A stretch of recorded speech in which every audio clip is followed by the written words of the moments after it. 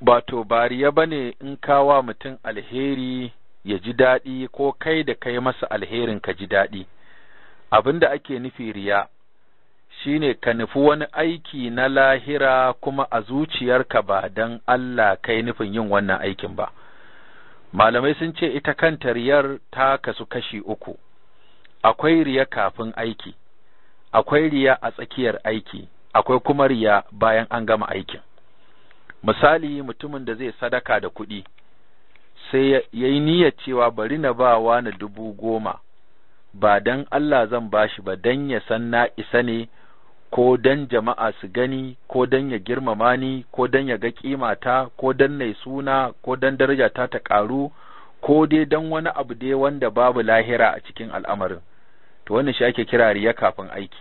Wannan shine mafi hatsarin riya, wanda kafin ma ai aikin ma ba ai kyakkyawan niyya ba.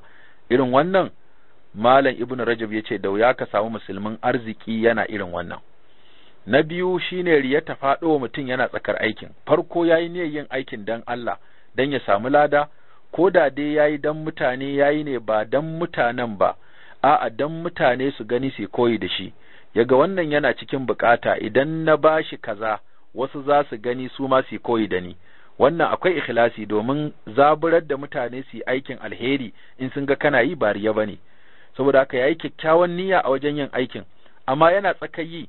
Misali, mutum 5 zai bawa kuɗin, ya ba na 1, ya ba na 2, sai kuma riya ta zo masa akan na 3 da na 4, sai kuma riyar ta fita akan na 5. To anan za a bashi lada akan waɗanda ya saboda Allah din, kuma za a ruguje ladan akan abin da ya shi saboda riyar. Sannan akwai riyar da kuma take zuwa bayan an gama aiki.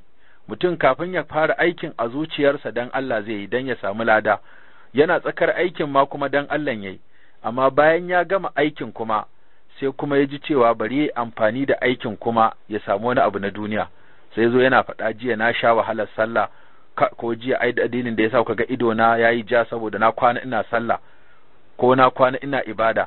To wannan shine man samma Allahu bihi, wanda ya aiki kuma ya zo ya jiyar da mutane dan su yaba masa, su san shi wane ne ko ya isa. To wannan aikin shi ma za a jiyar da shi wannan abin ya ji daɗi a ransa, amma ko ba shi da lada a wajen Allah ranar alkiyama.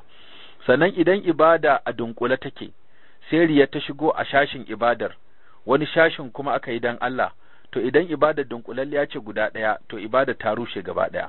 In kuma ibada ce a rarrabe, to iya inda aka yi saboda Allah din sai a samu ladan, iya kuma inda aka yi ba dan Allah ba sai a samu alhakin. Misali, kyautar kuɗi, mutum 2 suka zo zaka ba kowa 5,500, sai ka ba wannan dan Allah, ka ba wannan ba dan Allah ba, to sai a baka ladan wanda ka ba dan Allah, a kama ka kuma da alhakin wanda kawa ba dan Allah ba. Amma idan ibada ce dunkulalliya guda ɗaya wacce ba ta rarrabuwa, kamar sallah ce mutum zai yi raka'a 2, sai yayi ɗaya saboda Allah, raka'a ɗayan farko saboda Allah yayi ta, lokacin ba mai ganin sa, ba wanda ya san yana yi, ya fara ta da kyakkyawan niyya, amma da yazo yana yin ta biyun sai ga ashe fa jama'a suna kallo na, kuma ina jin daɗin kallon da suke min, kuma suna ganin ni mai sallah ne, sai juya niyyarsa yayi raka'a ta biyun ba dan Allah ba.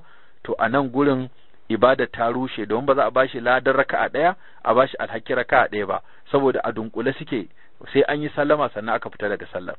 Da haka abinda zamu ce, yin bayar da kyauta ko yin aikin alheri dan kai ka ji daɗin kawa wani, ko wanda kawa ya ji daɗi ya je yana faɗa, wannan baya rusa aikin.